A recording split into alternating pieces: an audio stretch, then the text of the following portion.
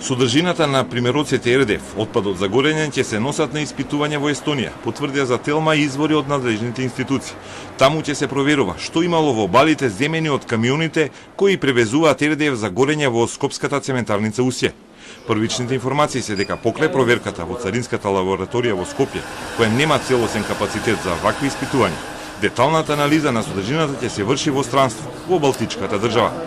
Царината, особено од невладините, беше под удар затоа што не спроведуваше истражување на содржината, туку се потпираше на царинските декларации за увозот на италијански отпад. Како може да се врши контрола само според декларации? Значи, она што се случи во Букарија е затоа зашто не се совпаднале, како го откриле тие тоа?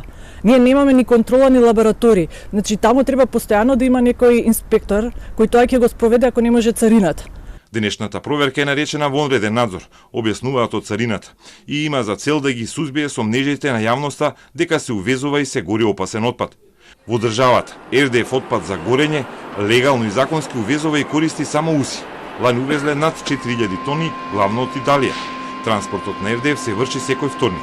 Од Италија се носи со брод до Солун, а потоа со камиони се префрла до Усија.